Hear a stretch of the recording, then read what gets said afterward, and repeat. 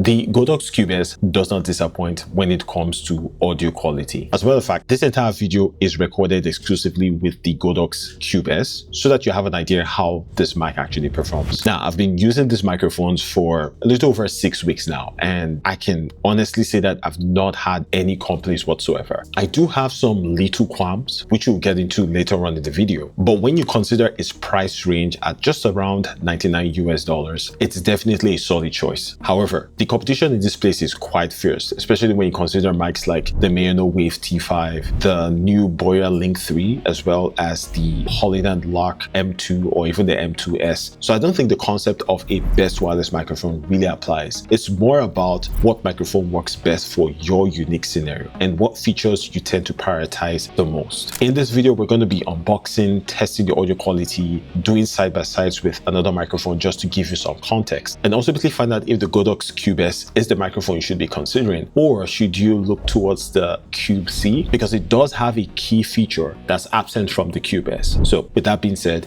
let's dive in.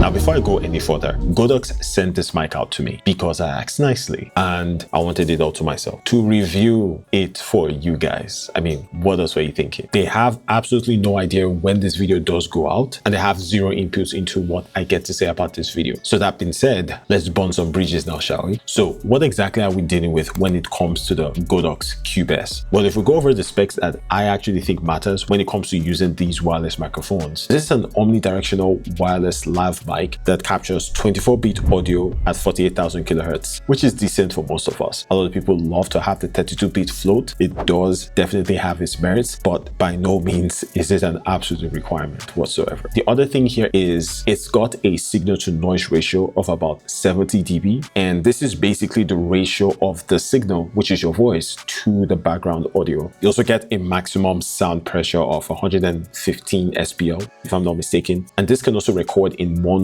or stereo. When you set it to record in stereo, it will separate those tracks to separate audio, which is always great to have because that way you have more control of the audio in post. This also supports 2.4 gigahertz wireless transmission, a maximum of about 300 meters. That seems to be the industry standard for mics within this price point. And when it comes to battery life, each transmitter will do something like 10 hours, and combined with the case is a total time frame of around 30 hours. So that means the case can give you 2 successive charges. It will take about 1.5 hours to get it from 0 to 100% on one of these transmitters. So if you picked up one of these, what do you actually get in the box? First thing you notice now is the carrying case, and this houses everything. You get a USB-C cable for charging the actual case. You get a pair of necklaces. You also get a pair of magnetic clips. You also get a pin, and you're going to use this for setting up the Find My feature on the wireless mics. I never thought a wireless microphone would have this feature, but I think it's super useful. There's also a pair of windshields, and then you have the actual case that holds the wireless mics and its receiver. And popping open the case is very satisfying.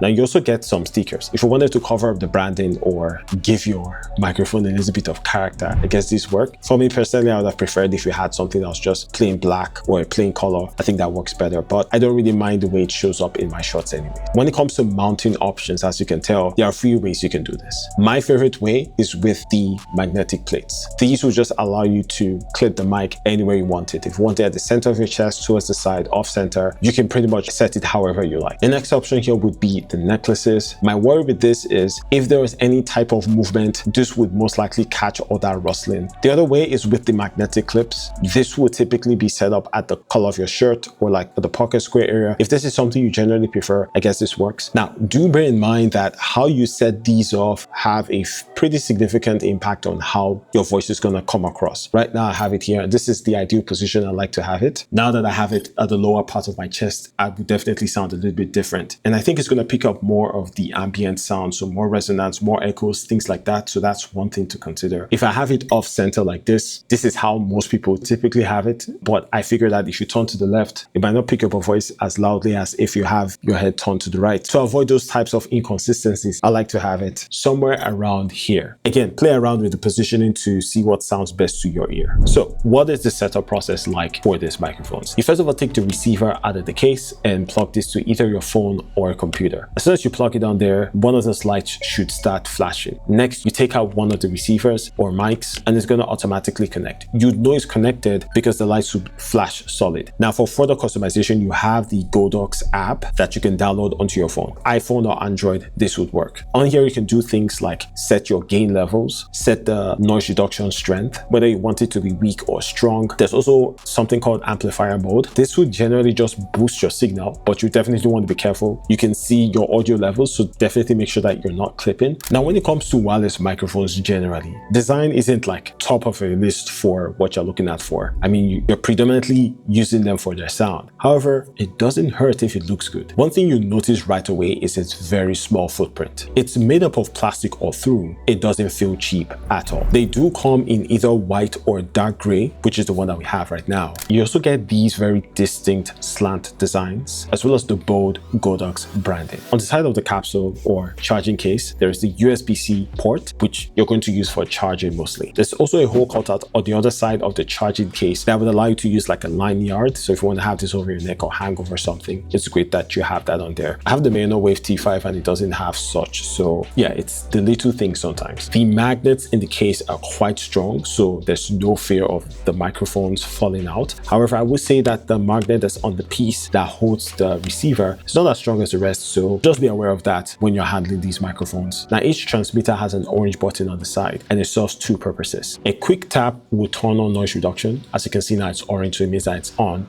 And if you tap it one more time, it goes off.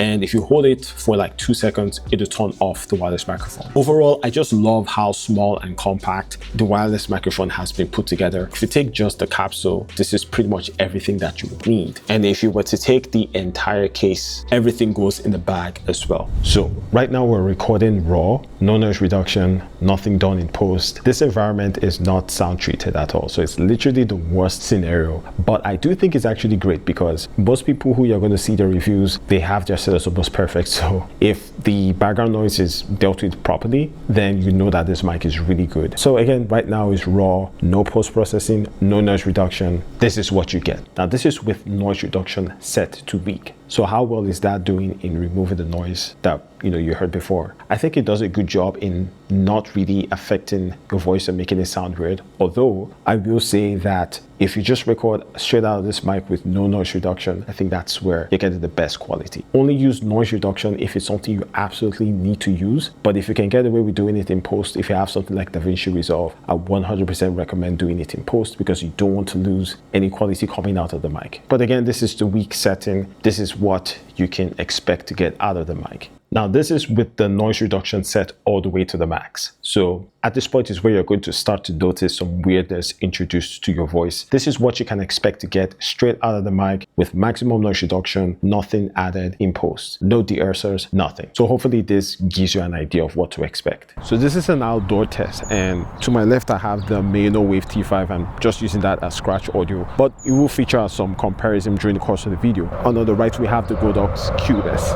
Perfect. So very noisy environment right now. Train is just passing just behind the camera, and right now I don't have any noise reduction. This is just raw, straight out of the mic. So in the moment I'm going to switch to weak noise reduction so that you get a sense of what it's going to sound like. So right now we have weak noise reduction set on the Godox Cube S. So just the base level noise reduction. There's a bird making a loud noise right now, and there's lots of ambient sound going on right now. I have the Maono Wave T5 on the left, and this one I've put noise reduction on it just for some comparison sake. All this noise is a great way to really push these mics and see if they're able to filter out all of that noise. I'm going to switch it up to the highest noise reduction level so that you can get a sense of what that sounds like. So right now now we have noise reduction set to the highest level. So this is strong noise reduction. Let me know what you guys think in terms of the audio quality. Is it really affecting my voice to the point where it's annoying to you guys? Is it something that you really notice?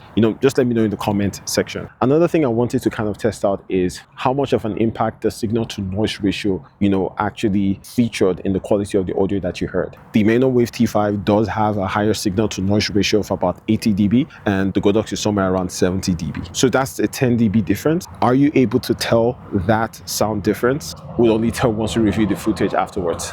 Let me know what you guys think in terms of what the audio quality sounds like with noise reduction on. Is this something that you're going to use? Is this something you're not going to use? We can discuss all of that in the comment section. Now, of course, these videos are not complete without a range test, but I'll give you updates on the distance between myself and the camera as we progress through this distance. So yeah, we're at around, I want to say 60 meters away from the camera.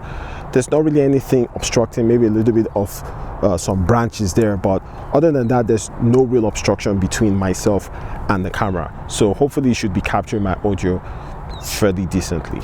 They say this thing can go all the way to 300 meters.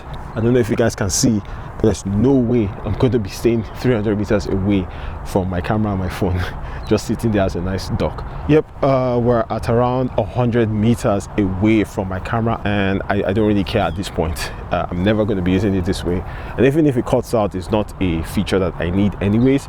But yeah, just for scientific purposes, I guess this is how far we're at. We're about 100 meters now, and I think this should be good enough. Now, one thing that the Godox Cube S does have that I don't think, to the best of my knowledge, I've seen on any other wireless microphone is the ability to have this set up with your Find My device if you use an iPhone. With this pin, what you're going to do is pop open the charging case, and somewhere in the back, I don't know if you can see it, there's actually a really tiny hole. You put the pin in there, hold it in for a couple of seconds, and it will make a beeping sound. So it becomes discoverable on your iPhone. So after using the Godox Cube S for a little over 6 weeks, what are my final thoughts on these wireless microphones? And do I recommend you get them? So I would say yes, but there's an asterisk. Objectively, the sound quality you get out of these wireless microphones are great. I mean, there's no surprise there. It's 24-bit audio, 48,000 kilohertz sample rate. You're going to get great audio. Though the noise floor is a little bit elevated, but if you switch to like the weak noise reduction, that definitely pushes that down further and makes the audio even that much more usable. But if you're in a quiet location, the sound that comes straight out of the microphones are very pleasant in my opinion. Now, part of the asterisk there's limited compatibility with this particular version. The Godox Cube S only has a USB-C receiver. So that means you can only use it on your phone or on a computer. If you want to record directly into your camera, you're not able to. So this is where going with the Godox Cube C could be a better option for you, because on there you're able to record directly to your camera. And if you want to record to your phone or your PC, you can do that as well. Plus, that one comes with a safety track feature. Now, this is to prevent you from losing your audio due to distortion or clipping. So there'll be a backup track.